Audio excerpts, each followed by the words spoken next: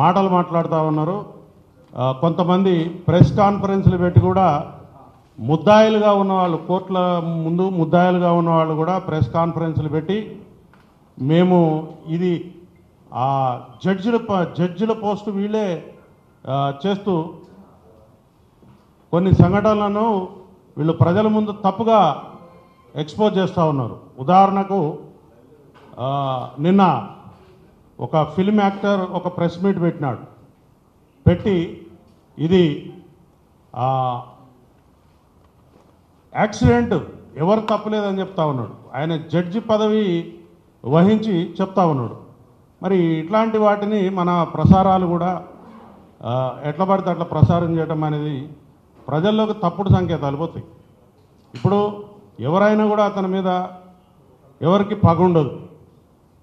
ఆయన చేసే పని ఏదైతే ఉన్నదో ఇది ప్రజలకు, రాజ్యాంగానికి, చట్టాలకు లోబడి ఉందా లేదా అనేది వాళ్ళు తెలుసుకోవాలి ఫస్ట్. ఎందుకంటే ఆయన పాలు తాగే పిల్లోడు కాదు. 40 సంవత్సరాల పైబడ్డ వ్యక్తి ఎంత జాగ్రత్తగా ప్రవర్తించాలి, ఎంత హుందాగా ప్రవర్తించాలి. ఒక సెలబ్రిటీగా ఉన్న వ్యక్తి చట్టాలను చదువుకోవాలి, అతని యొక్క పరిధులు తెలుసుకోవాలి.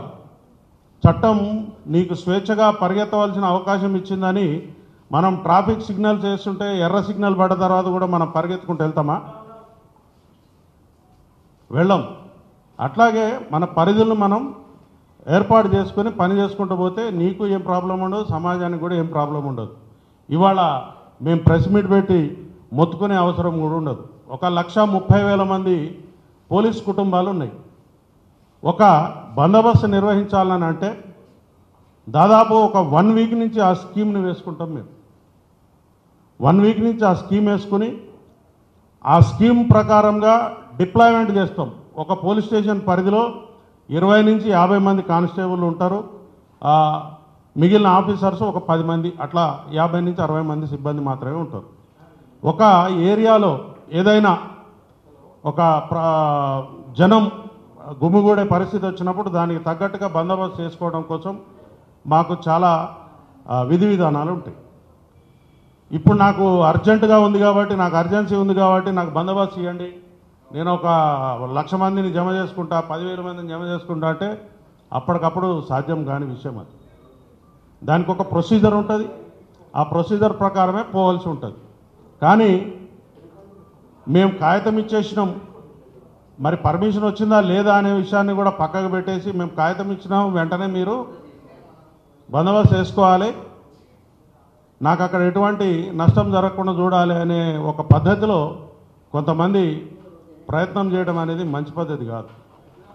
నేను ఈ ప్రెస్ మీట్ సందర్భంగా ముఖ్యంగా పోలీసులను నోటికొచ్చి మాటలు తిడతా ఉన్నారు ఒక్కొక్కడు. కొన్ని సందర్భాల్లో అయితే పొలిటీషియన్లు కూడా బూతులు తిడతా ఉన్నారు పోలీస్ ఆఫీసర్లను. అది మీడియాలో కూడా చాలా సందర్భాల్లో వచ్చింది. కానీ మేము సహించుకుంటూ ఉన్నాం. ఒక్క 10 నిమిషాలు పోలీస్ ఆఫీసర్స్ మేము మాకు ఉద్యోగం చేయమని వదిలిపెట్టిపోతే మీ బతుకులు ఎక్కడుంటాయో ఆలోచించుకోండి. ఎక్కువ తక్కువ చేసి ప్రతిరోజు కూడా మార్నింగ్ 6 o'clock నుంచి మళ్ళీ పొద్దుగాల 6 గంటల వరకు పోలీస్ ఆఫీసర్ డ్యూటీ ఉంటుంది. మరి భోజనం చేస్తాడా, మంచినీళ్ళు తాగుతాడా, ఆయనకు ఫెసిలిటీస్ ఉన్నాయా, ఇట్లాంటి వాటి గురించి ఎవ్వరు మాట్లాడరు. ఉన్న వాటిలో పరిసరాలను అర్థం చేసుకొని అక్కడికక్కడనే వాళ్ళు శారీరక అవసరాలు తీర్చుకుంటూ కూడా ఇల్లు వాకిలు పట్టకుండా పనులు చేస్తూ ఉంటారు. అందరూ పండుగలు చేసుకుంటుంటే పోలీస్ ఆఫీసర్ రోడ్ల మీద ఉంటాడు. అందరూ ఎంజాయ్ చేస్తూ ఉంటే పోలీస్ ఆఫీసర్ బయట గేటు దగ్గర ఉంటాడు. ఎందుకు? Trained officers. ఈ సమాజం కోసం ట్రైనింగ్ ఇచ్చిన ఒక వ్యక్తి ఆయన అన్ని పరిస్థితులను తట్టుకొని నిలబడతాడనే ఒక ఉద్దేశంతో ఆయన పనిచేస్తాడు. కానీ మేము కూడా మనుషులమే, మాకు కూడా ఆకలి ఉంటుంది, దప్పిక ఉంటుంది, ఫ్యామిలీ ఉంటుంది, అన్ని విషయాలు ఉంటాయి. మరి మా యొక్క స్థితిని